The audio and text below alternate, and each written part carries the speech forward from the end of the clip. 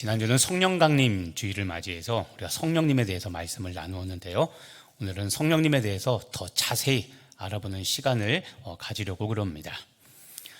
성령님과 동행하며 성령의 인도함 받는 삶을 살려면 성령 하나님이 어떤 분인지를 알고 배우는 것은 굉장히 중요합니다. 왜냐하면 알아야 신뢰할 수 있고, 알아야 의지할 수 있고, 알아야 순종해서 인도함을 받을 수 있기 때문에 성령님이 어떤 분인가를 아는 것은 우리 신앙에서 굉장히 중요합니다. 그래서 오늘은 삼위일체 주일인데요. 이 삼위일체 중에서 3위 중에서 성령 하나님이 어떤 분이신가, 오늘은 말씀을 더 자세하게 여러분과 함께 말씀을 나누도록 하겠습니다.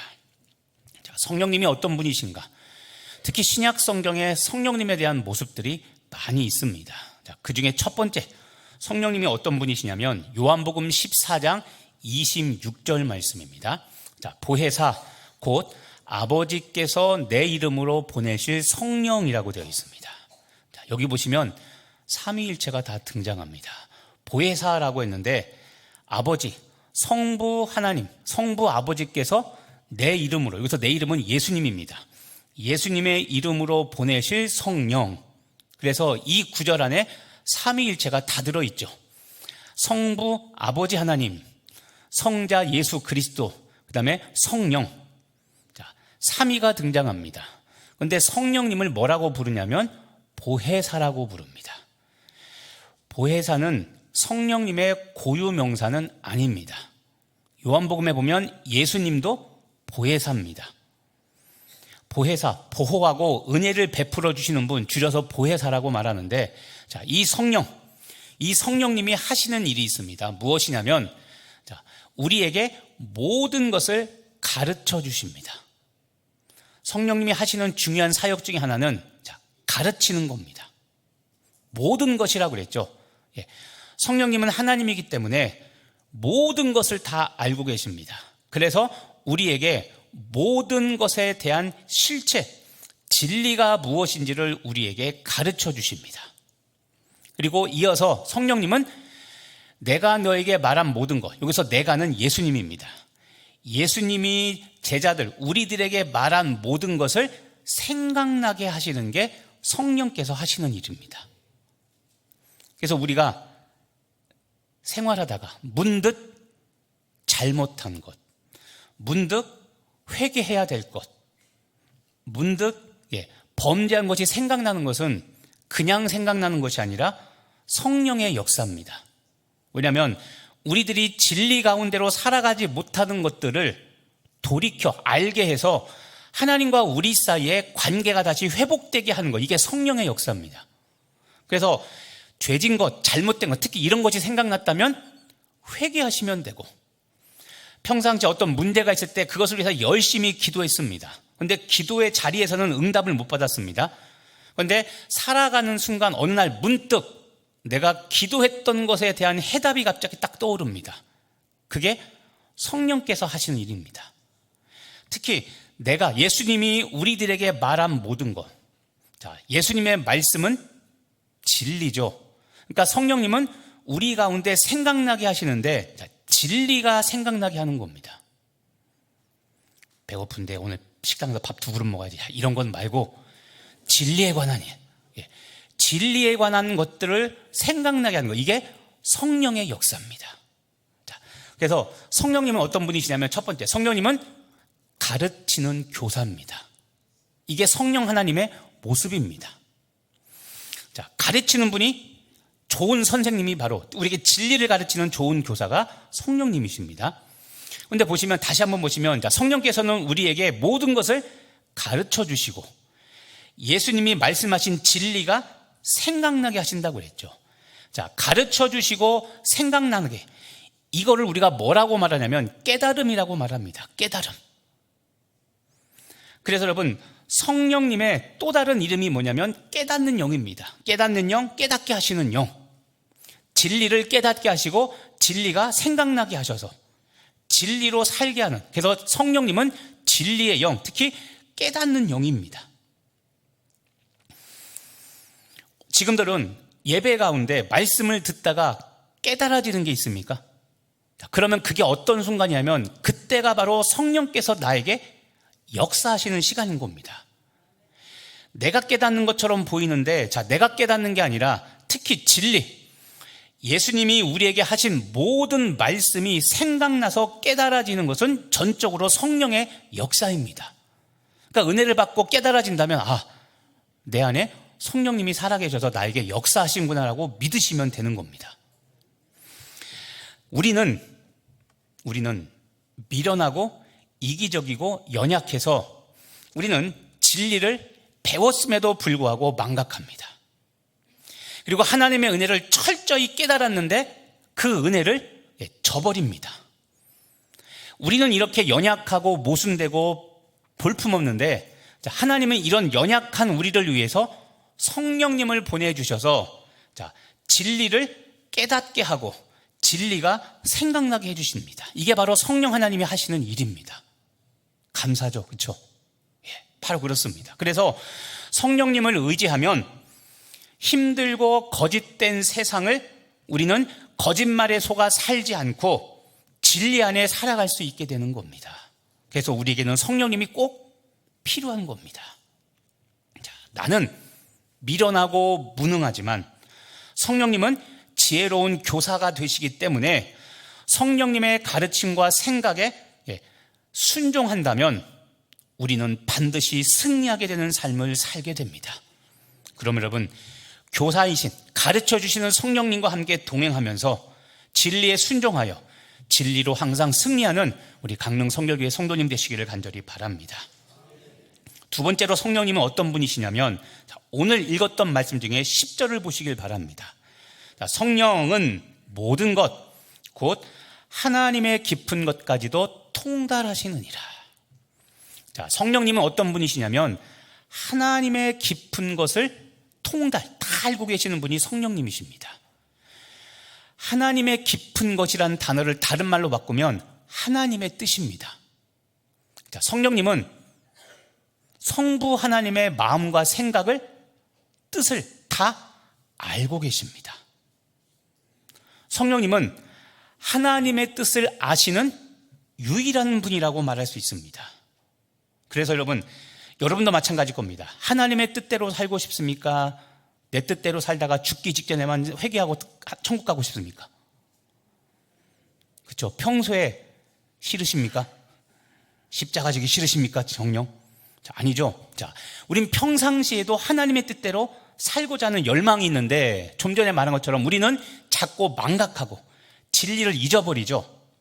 그런데 성령님은 하나님의 뜻이 무엇인지를 정확히 알고 있는 유일한 분이시라서 우리가 하나님의 뜻대로 살고자 한다면 반드시 성령님을 의지해서 성령이 인도하는 대로 우리는 살아가야 되는 겁니다. 살다 보면 수많은 선택 상황을 맞이하게 되죠. 혹시 지난주나 이번 주도 무언가 중대한 선택을 해야 되는 거 여러분 있습니까? 지난주 고민하다가 무엇을 할지 몰라 아직 결정하지 못했습니까? 이번 주 사업이나 가정이나 중요한 결정사항이 있습니까?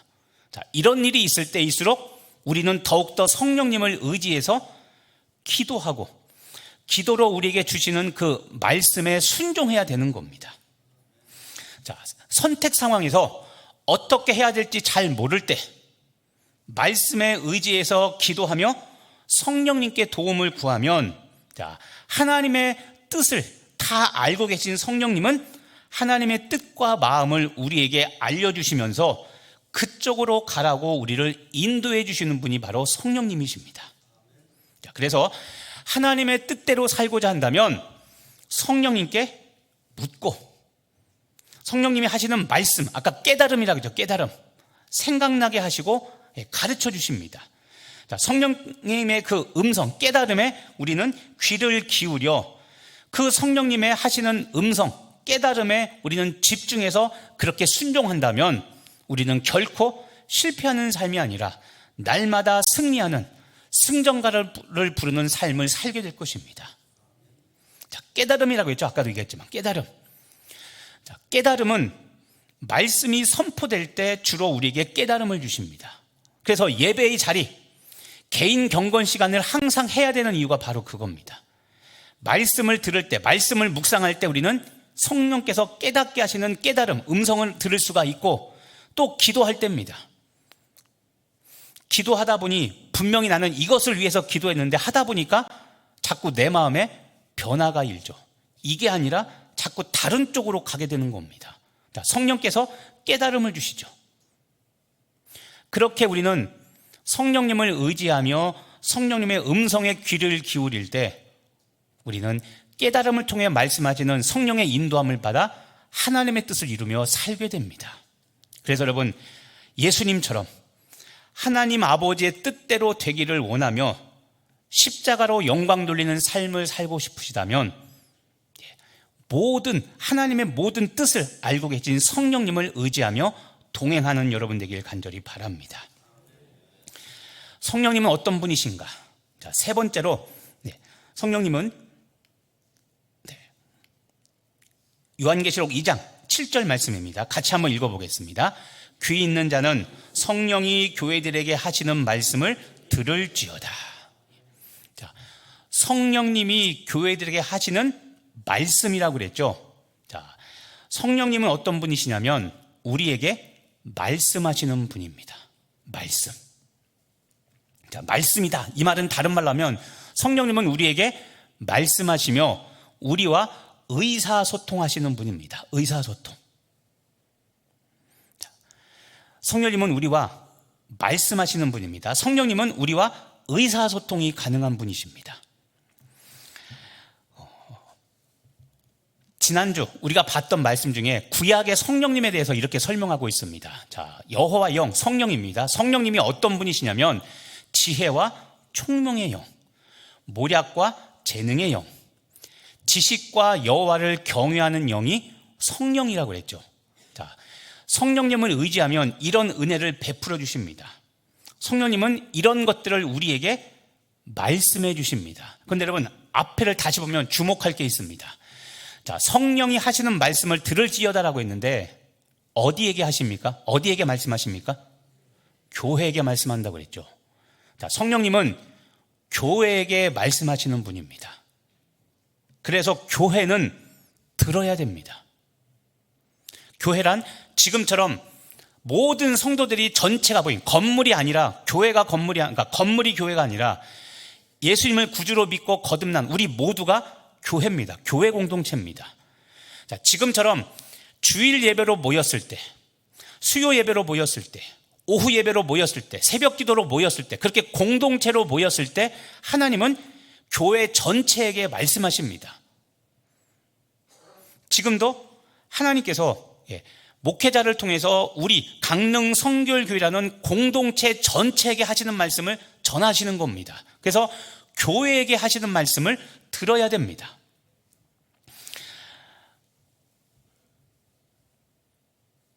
굉장히 중요한 이야기입니다. 자, 크게 보면 교회 전체 공동체고 작게 보면 하나님의 성전인 우리 한 명 한 명이 바로 교회입니다. 그래서 전체 교회 공동체에게도 말씀하시고 한 사람 한 사람에게도 성령님은 말씀하십니다. 오늘 고린도전서 2장 9절부터 12절이라는 똑같은 말씀을 가지고 선포할 때 우리 각자 한 명 한 명은 처지와 상황과 지금 처한 그 상황들이 다 다른데 이 말씀, 동일한 말씀을 가지고 전하면 우리는 각자 내 상황에 맞게 해석이 되고 내 상황에 맞는 은혜를 경험하죠. 이게 바로 교회에게 하시는 말씀을 우리가 듣는 겁니다. 성령님은 교회에 말씀하십니다. 특히 여러분, 우리가 주의해야 됩니다. 왜냐하면 지금도 이야기했지만 성령님은 교회에 말씀하시는데 교회는 살아있다 하나 성령님의 말씀을 듣지 않을 수도 있습니다. 왜냐하면 우리 같은 경우 특히 더 조심해야 됩니다. 우리는 과거 역사와 전통이 있죠. 역사와 전통이 있으니까 우리는 인간은 다 그렇습니다. 과거에 누렸던 은혜가 편합니다. 과거에 했던 방식, 특히 성공적인 방식이 우리는 더 좋고 은혜롭습니다. 예를 들어 작년에 이렇게 했더니 큰 은혜를 받았습니다. 그러면 올해도 그렇게 합시다라고 똑같이 합니다.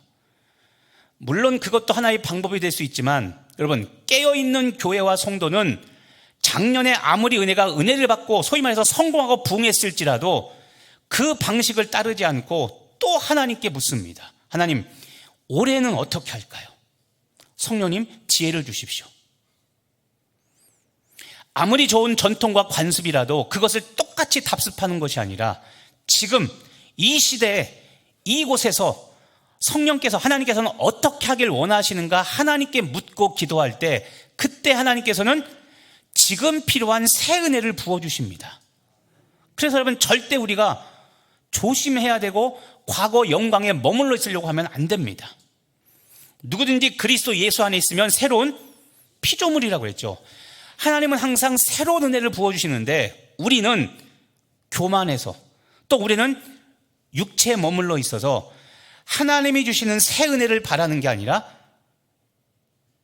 과거의 은혜, 나에게 익숙한 은혜, 그리고 내 육체가 편안한 것, 그것을 누리기에 급급한다면 우리는 지금 이 시대에 역사하시는 하나님의 방법을 알지 못하고 지금 이 시대에 파도를 일으키는 하나님의 역사에 동참하지 못하는, 뒤처지게 되는 겁니다.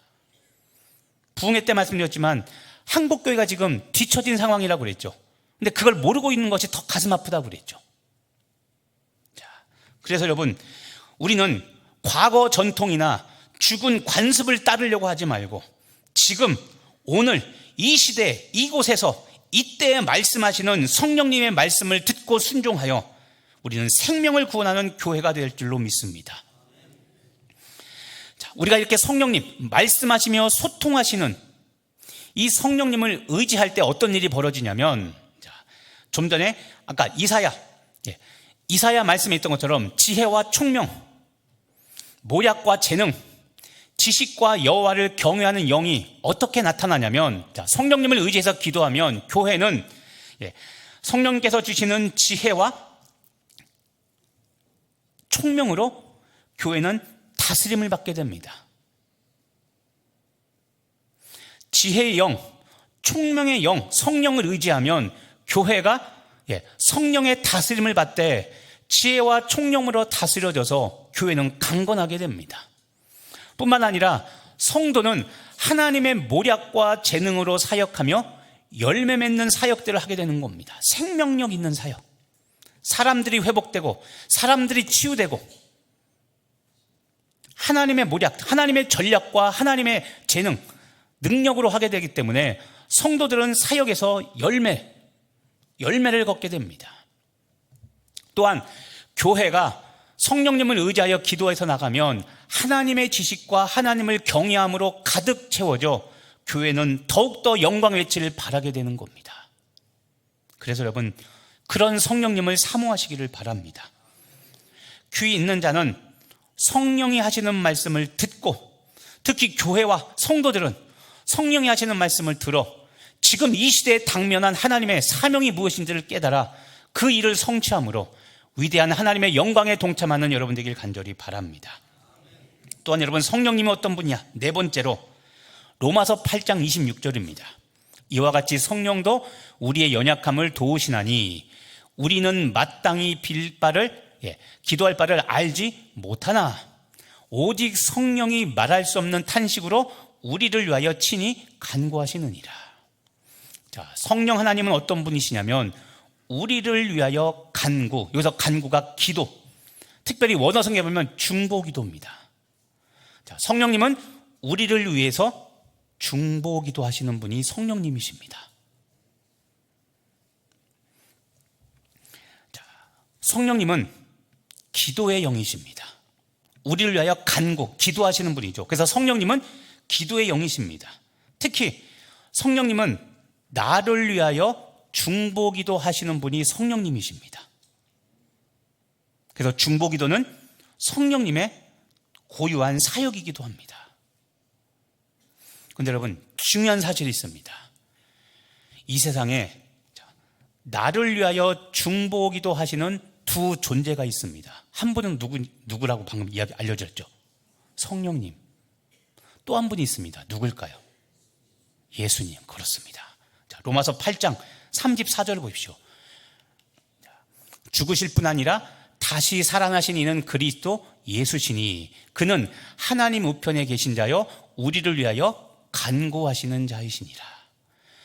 자, 죽으시고 부활하신 예수님, 이분이 예수 그리스도 예수님인데 지금 부활 승천하신 예수님이 무엇을 하냐면 하나님 우편에 계시며 나를 위하여 간구. 자, 여기도 간구가 중보기도입니다. 예수님이 나를 위하여 중보기도 하십니다. 자, 조금 전에 성령님은 우리를 위해서 중보기도 하시는 분이 바로 성령님이라고 했죠. 그런데 또 한 분, 성령 하나님 말고 또 한 분, 예수님이 나를 위하여 중보기도 하신다고 그랬죠. 자, 너무도 중요한 이야기입니다. 자, 나에게는 중보기도자 2명이 무조건 있습니다. 좋든 싫든. 한 분이 성령님, 또 한 분이 예수님. 이 두 분은 내가 좋든 싫든 나를 위하여 중보기도 하시는 분이 바로 이 두 분이십니다. 자, 가끔씩 신방 가면 이런 말씀 하시는 분이 있습니다. 목사님, 저는 내가 우리 집안에 처음 믿은 사람이어서 참 외롭습니다.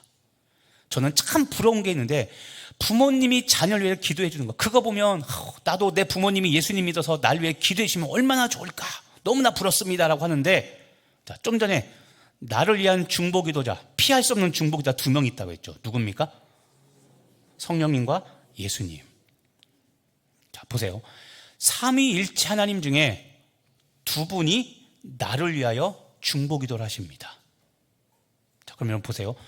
부모님이 중보기도 해주는 게 더 좋습니까? 성령 하나님과 성자 예수님이 중보기도 해주는 게 더 좋습니까? 물론 부모님도 좋지만, 그렇죠? 부모님은 사람이잖아요, 그렇죠?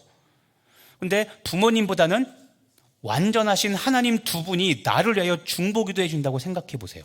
자, 꿀릴 게 뭐가 있습니까? 뭐가 부럽습니까? 그러니까 알아야 됩니다. 자, 나를 위해서는 중보기도 2분이 지금도 나를 위하여 기도하고 계십니다. 내가 잘 되도록, 내가 주 안에서 승리하도록, 내가 시험에 들어도 넘어지지 않도록 항상 나를 위하여 기도하십니다. 성령님과 예수님. 자, 성령님은 아까 이야기했죠. 하나님의 뜻을 아시는 분이라고 그랬고, 진리를 위해 가르쳐 주는 분이라고 그랬고, 이런 분이 쓸데없는 기도 하실까요, 안 하실까요? 안 하죠. 하나님의 뜻을 아시는데 당연히 하나님의 뜻대로 기도하시겠죠. 예수님이 기도하시는데 날 위하여 목숨까지 버리신 예수님이 날 위하여 기도할 때 본전 생각하시고 쓸데없이 다른 거 기도하실까요? 아니면 진짜 나를 위한 것만 기도하실까요? 그렇죠. 나를 위하여 생명을 바치신 분이 나를 더 잘 되라고 기도하시지 뭐 다른 거 기도하시겠습니까? 자, 그렇다면 우리가 무엇을 두려워하고 우리가 무엇을 겁을 먹겠습니까? 그러니까 여러분, 내가 혼자 믿어, 내가 우리 집안의 믿음의 조상 아브라함 역할 하시는 분들이라면 절대 두려워하거나 절망하거나 남 부러워하지 마시고 성령 하나님이 예수 그리스도가 나의 중보기도자심을 믿으시고 절망하지 말고 당당하게 살아가시길 바랍니다. 마귀는 이 사실을 모르게 합니다. 마귀는 성령 하나님과 성자 예수님이 나의 중보기도자라는 이 사실을 모르게 해서 너 혼자야, 너 힘들어, 원래 예수 믿으면 힘들어, 근데 넌 더 힘들어, 너 안 될 거야. 자, 이런 생각, 이런 외로움에 빠지게 해서 우리를 절망하게 만듭니다. 이게 마귀가 하는 일입니다. 자, 말씀을 모르면 우리는 쓰러집니다. 근데 이제 말씀을 알았다면 절망하지 마시고, 자, 나에게 2명의 중보기도자, 성령 하나님과 예수 그리스도가 나의 중보기도자라는 사실을 믿고 날마다 승리하는 여러분 되길 간절히 바랍니다. 또 다시 말씀을 보시면 성령님이 하시는 일 중에 또 하나가 있습니다. 우리의 연약함을 도우십니다. 자, 우리 각자 연약함 있죠? 그렇죠? 자, 공통적으로 다 먹는 거에 연약하죠? 다 알고 있습니다. 자, 우리가 연약함이 있는데 성령님은 우리의 연약함을 도와주세요. 특히 우리의 영적인 연약함 중에 공통적인 게 있습니다. 뭐냐면, 자, 말씀을 잘 보시죠. 답이 있습니다.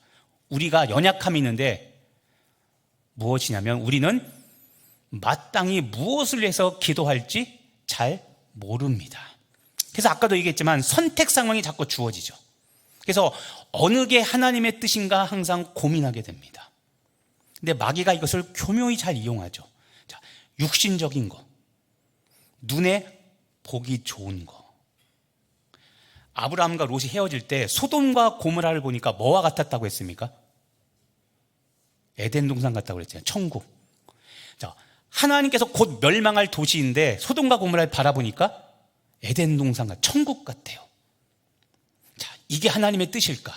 아니면 힘들고 어려운 사망의 음침한 골짜기가 지금 나한테 허락하신 것일까? 우리 선택 상황에 있죠. 하나님의 뜻을 알지 못하고 우리는 고민하는데, 자, 그럴 때, 그때 성령께서 우리를 도와주십니다. 마땅히 기도할 바가 무엇인지를 알려주신다는 겁니다.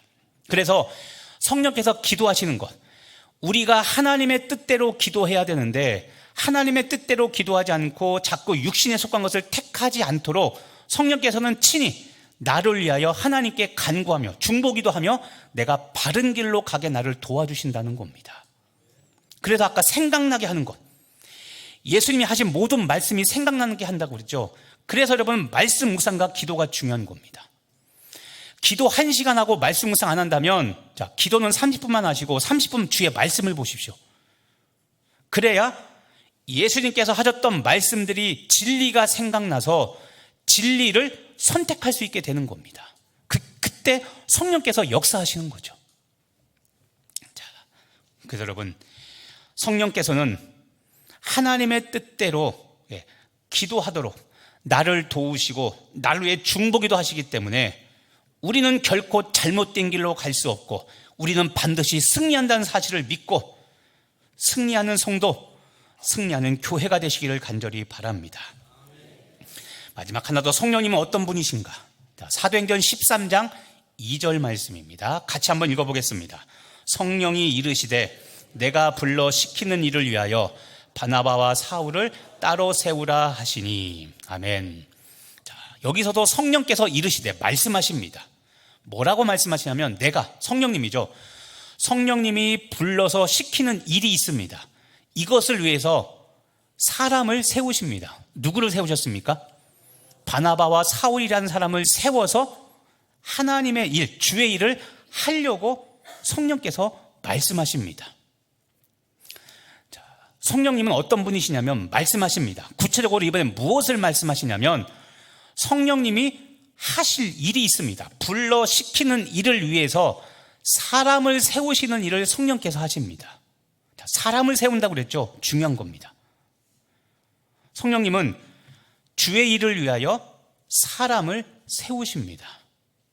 성령님이 어떤 분이시냐면 사역, 일을 우리에게 맡기시는 분입니다. 그런데 여러분, 자, 우리도 한번 돌아보십시오. 어떤 상황에 놓였는데 갑자기 저거 내가 해야겠다라는 그런 감동이 왔습니다. 감동이 와서 순종해서 하면 다행인데, 문제는 하려고 하는데 못하겠습니다.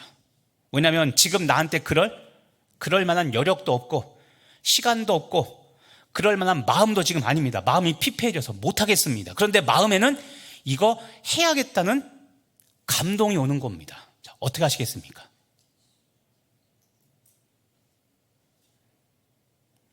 좀 전에 선택 상황이 주어진다고 그랬죠.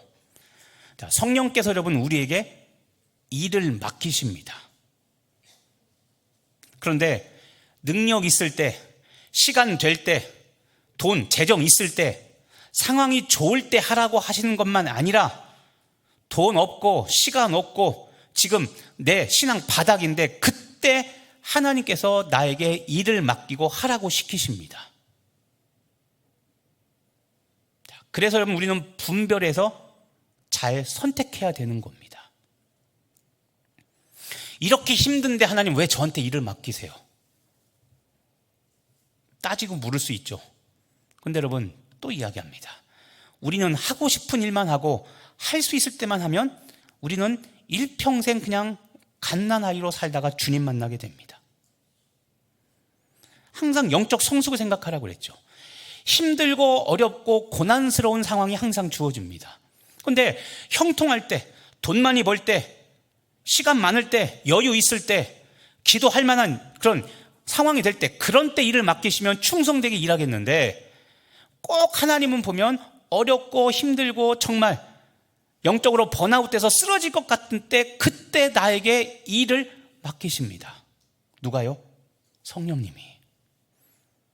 자, 성령께서 맡기시는 일이라면 여러분, 내 상황 바라보지 말고 일을 맡기시는 성령님께 순종하시길 바랍니다.